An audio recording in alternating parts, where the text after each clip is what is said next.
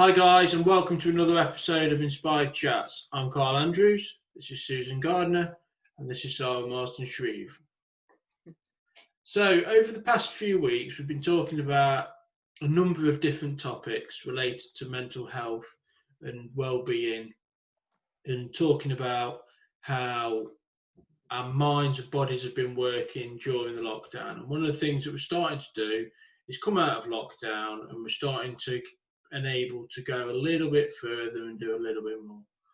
And one of the things we thought would be pertinent to talk about today would be exercise and its impact on mental health. So I have my own experience, which I'm willing to share, but Sarah, if I can pass over to you, how do you feel about exercise and mental health and well-being? Oh, I think it's tremendously important. I think what we need to remember is that we don't have to be exercising to be healthy doesn't mean that we have to go and thrash our bodies around for 3 hours a day at a gym. We have to, I think for me, any kind of movement is exercise. And I think that we need to remember what we are comfortable doing, what we are physically capable of doing, and just starting off with going with the flow for that. Because, some people might beat themselves up and think, I've got to do this today, I've got to do that today, I can't have any breaks. But actually, your brain doesn't think in single muscles, it thinks in movements. So just having basic patterns of movement daily, whether that's a walk in the dog or having a stretch or doing a bit of yoga or going up down the stairs, climbing a tree, whatever it is that you want, hula hooping, whatever it is that you want to do, it needs to be comfortable and you need to enjoy it, because the moment you don't do that, the purpose is gone. It's pointless. You must enjoy it. Otherwise, you're not celebrating your body and you're not doing yourself any favors by doing something that you don't enjoy. Do you know what I mean? Yeah. And just talking about it, you're smiling. Yeah. I haven't done any today. I think I need to go for a walk. Oh dear. But it lifts your mood, doesn't it? It does. So, Susan, in your experience, how do you find exercise impacts on your mental health and well-being? Well, I'm in full agreement with what Sarah's just said. It is, yeah, it's critical to be doing the things that you love to do. For me, I've been very active all my life, for as far back as I can remember, doing some pursuit, some sport, from ballet, tap dancing, swimming, horse riding, running, walking, even karate.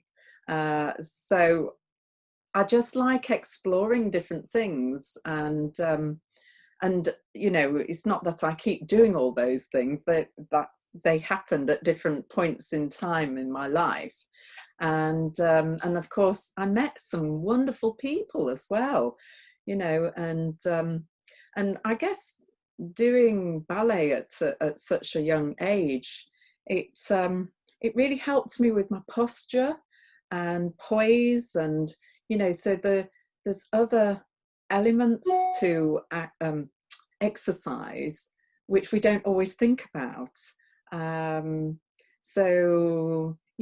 concentration and learning how to balance as well. It brought, because I know a lot of footballers are, as part of their training, they do ballet training, which is like the complete opposite to what you would expect a professional footballer to be doing. But it brings in, I guess, other qualities and the nuances within exercise, which makes them even better players, to become aware of different poses and balance, and yeah, I agree.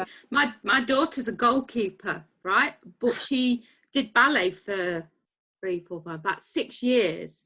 And she's like a cat ninja, because she's so bouncy and jumps about. It's perfect for goalkeeping. Absolutely perfect. Fantastic. Brilliant, brilliant. It's really interesting you saying about the footballers that do ballet. In my younger years, I used to play ice hockey, and I once went on a training camp, and they had us on the ice for sort of 8 hours a day.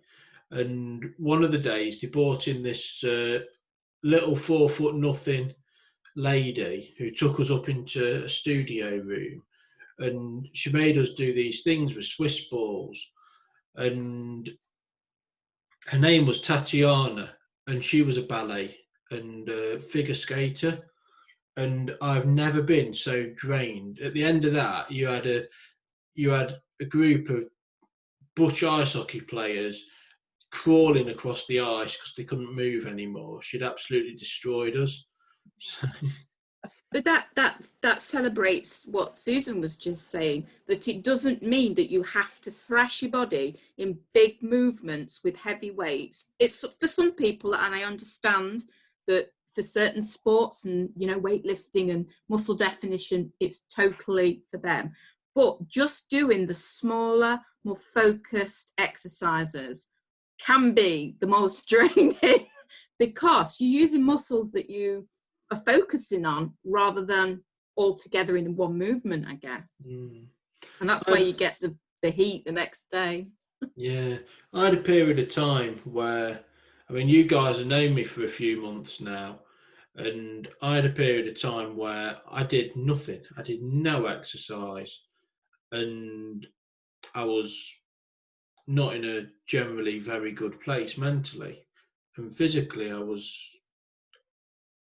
quite bad really. I got high blood pressure and mental health condition, and I was generally not feeling great. And this year I've started doing a lot more and doing a bit of exercise, and it's an amazing feeling, the endorphins pumping around your body after. For me, it has to be hard physical work, me personally. So I find I need to get my heart rate up, and I need to sustain that heart rate for a period of time. But once I've done it and I feel absolutely shattered at the end of it, I love the feeling. It gives me a rush. And I'm sure Susan, nodding in agreement from your running days, you can probably relate to that. Yeah, you literally get high on it. That's true. I used to run, believe it or not. I don't look like a runner, but I am. But the thing is, I had to stop. Well, I haven't had to stop. It's a choice at the moment because I have a gammy toe. Okay. Oh, so nice. I think it's got broke at some point. So I think it might be changing my training shoe or something like that, but it can be quite painful. So I've not ran. I've been walking, but I've not ran for a while. But when I used to run, and I will take it up again when I feel more comfortable, the buzz that you get after, I felt like I could go anywhere, do anything. Do you know what I mean? Everything was not a problem when I came back. I felt high because endorphins are your natural chemical high. Your brain loves them. You do. You feel that way, and free. Yeah, your body's pumping. You've got blood pulsing through your whole system, and it's almost like the fight or flight reflex, but in a good way. It's as though all your senses come alive again. Yeah, positive eustress, and you know, it's something that is so important that human beings do. We are not designed to sit still for long periods of time. We're meant to be moving. So, you know, think of the message that we send to our body if we're sitting still for a long time. We literally become sedentary, and that affects the mind. I point up here, you know, it affects the brain, our thoughts. Everything slows down.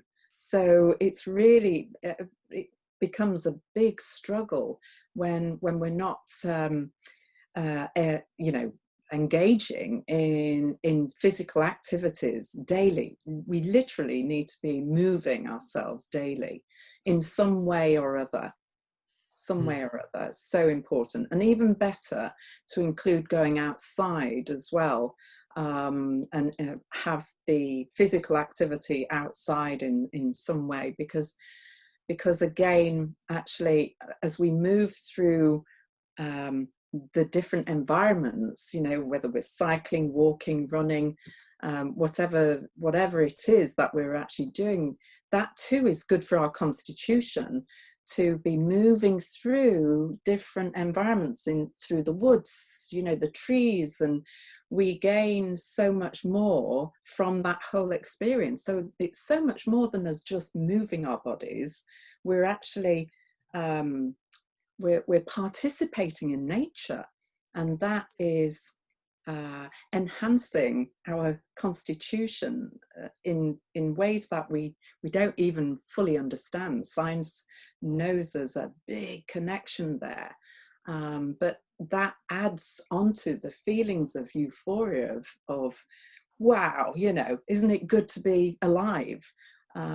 Because we are absolutely participating in nature. You know, we're really deeply connected, and we feel it, we sense it coursing through our bodies.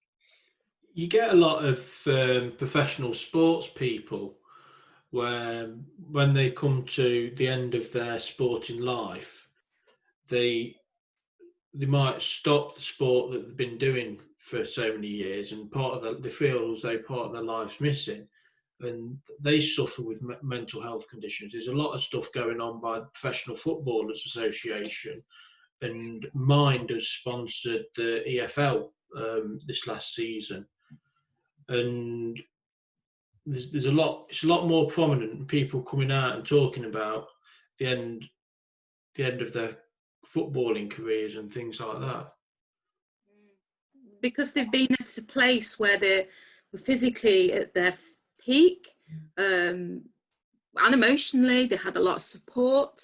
It's their job, it's their passion, and then because football, I guess, is quite a short it has a short lifespan, because they start super young and retire young as far as general vocations go.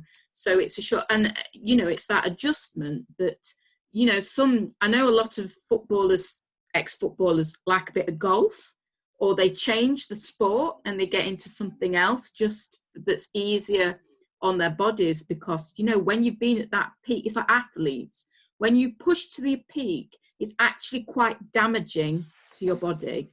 like swimmers. When it's consistent for a long period of time. I mean, athletes, gymnasts, they're perfect examples how it can actually do more damage if it's not taken care of properly, and why the lifespan of a sports person, not physical lifespan and how long they live, but I mean their sporting peak performance. Yeah, it's short.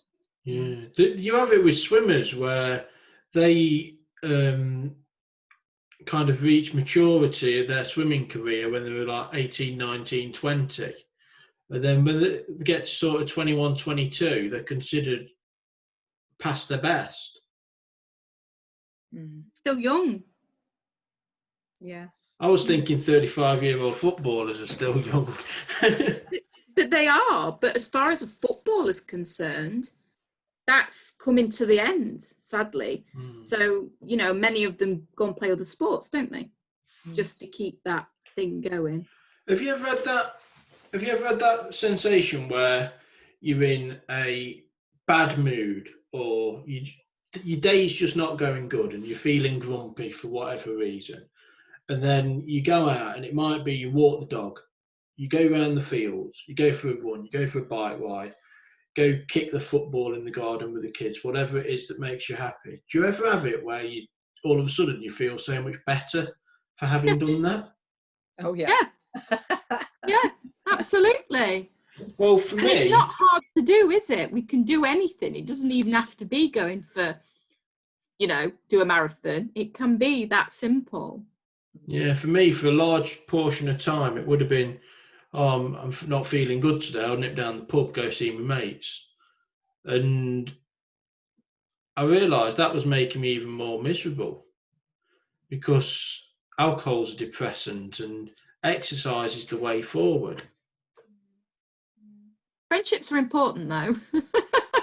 Well, your mates can come for a run. Yeah. Yeah. Well, yeah, there is that. Not everybody's inclined, but again, exercise is one of those things that people go, "Oh no, I'm not into exercise." But actually, just walking to the pub and back's exercise. Exactly. It's all about balance, isn't it? Yeah, You know, if we overdo anything, we can fall out of love of it. yeah, So everything has its polarities, and you know, sometimes we have to exert ourselves more in over here, but equally we've got to rest, and yeah, down tools and disconnect and unplug. yeah. And you know, exercise shouldn't be used as a punishment No, for absolutely. what you ate or how you feel or whatever. And some people, they use that as, you know, it should be, exercise should be fun, and it should be about moving your body and having that lovely fuzzy feeling that Carl was talking about, and not use it as a punishment to what you ate, you know? Mm, I yeah. found it really interesting what we did at the beginning of the session. So for people that are just tuning in and watching this recording, we have 2 or 3 minutes beforehand where we just catch up and start the session. And Susan led I don't know what it's called, but I'm going to call it an energizer session. And correct me if I'm wrong, Susan, but you led an energizer for me and Sarah, and all of a sudden I could feel myself having performed some simple exercise techniques and routines done in a controlled way, I suppose it was delivered. All of a sudden, my mood goes from down here to being up here, and my energy levels take me up to here again. So by starting that at the beginning of every day, they do Tai Chi in South Korea in the factories. The Hyundai, is it Hyundai factories? Big, big international companies. Yeah. Yeah, I think it's even some of the schools here have been doing those type of exercises before the beginning of the day. What's the guy who has raised hundreds of thousands over this last these last few months? Very popular guy.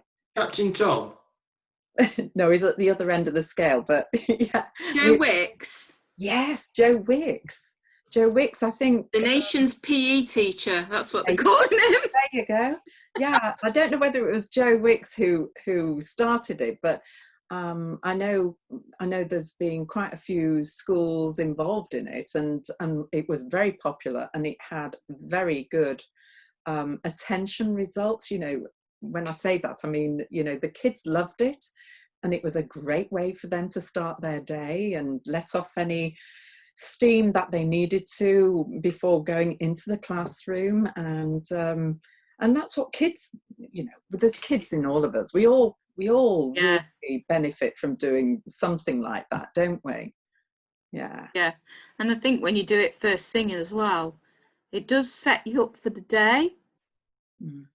Even if it's just some little 5-10 minutes. Sometimes I say to Jake, right, you need to get out of bed earlier this morning because we're walking to school. It's a nice day. But then, when we're half up the road and we cut through the park, it's lovely. Birds tweeting. So it's short for the day, doesn't it? It's not rocket science. Yeah. But then on days when we do feel miserable, and I do, I'm a human being, as much as I'm positive for 95% of the time, 5% I'm not. And so when I feel like that, I either, have a bit of self-care, or I'll go and hug a tree or walk through the forest. But is it Shinrin Yoko? Forest bathing.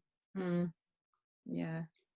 I've been doing some exercise in my lunch break, my lunch hour. So where I work, we have a flexible lunchtime system where you can add up to 2 hours to your lunchtime, and you can make the hours up at the end of the day. So 3 times a week, I've been extending my lunch for 2 hours, and I've not been running for 2 hours or cycling for 2 hours, but I've been out for a run or a bike ride for 45 minutes type of thing in the middle of my day, and it's just a complete energizer. It just gets you going again. Really And That's really good. yeah. I'm sure I read on the NHS guidelines for sort of my age group, you're supposed to do 150 minutes a week of just nothing intense, but just movement. What's 150 minutes? That's 2 hours. 2.5 hours. 2.5 hours, isn't it? Over a week, I think that's quite doable. Yeah. Isn't it? But then there are people that suffer pain. I mean, Susan, somebody that's suffering from fibromyalgia or something like that, they're not going to want to do exercise so much. So how do you? Where do we start? Yeah, well, it's a really good point, because there are a lot of people who have pain issues, and the thing to do is just to be gentle with yourself wherever you are. It is recognizing that maybe all you want to do, all you're capable of doing, is actually exercises in your mind. You know, somebody who's really struggling with pain and just cannot face the thought of movement even, that's where we start. We actually help them to feel calm about it and to encourage themselves that this too will pass, because there's always moments where the pain isn't present, but sometimes what happens is that people get so focused on the pain that sadly that's all they're expecting it, and it actually only exaggerates what is going on for them.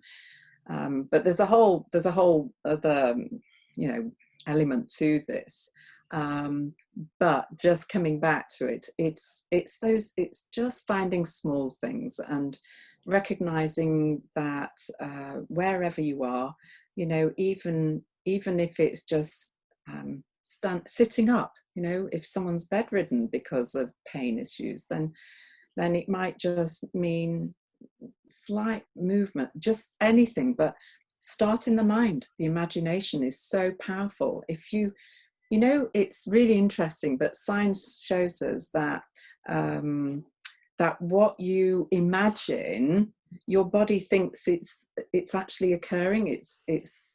And actually, there's some really interesting tests and research out there around this, where they'll have 3 groups. One group where, let's use this as an example. One group that's tasked with, let's say, going for a walk for 30 minutes every day. Another group, they are just imagining it in their minds.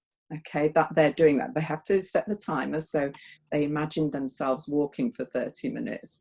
And then the other group isn't doing any exercise whatsoever.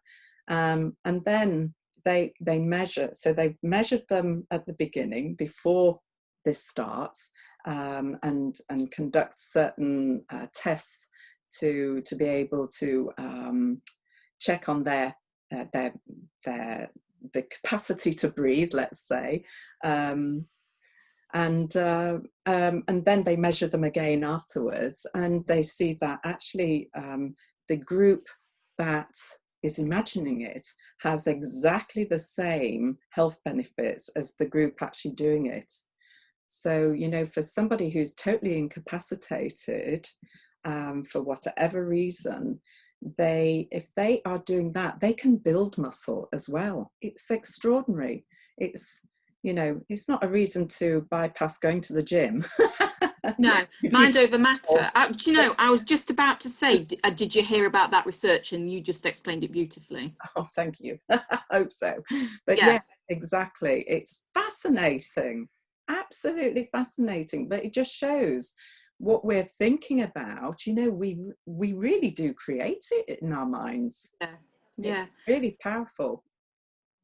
The thing is with physical exercises, because it gets the blood pumping, so because most of our body is muscle or a movement or a mechanism of some form, just using it is better for your body rather than being sedentary, is what you were saying earlier. But yes, mind over matter for sure, but also, you know, not going to the gym is obviously not something that we'd say, because you need to get your heart moving because it's a muscle, and that's why it reduces heart disease, cancers, blah blah blah. Your blood pressure, which is part of your system, all that needs to be under some form of natural pressure, which is this exercise thing, in order to be healthier and more workable. It's like an engine motor. You know, if you oil it and you move it, it works better. And if you give it an MOT from time to time, it's even better, isn't it? With your food and your water and your vitamins and all that. It's a bit like a car engine, I guess. Yeah. Is that a weird analogy? No, because if you look after, this goes with anything. If you look after it, it'll keep going for longer. Yeah. Yes. Simple biomechanics. It's simple Yeah. biomechanics. Which is what we are. So I have problems with my joints.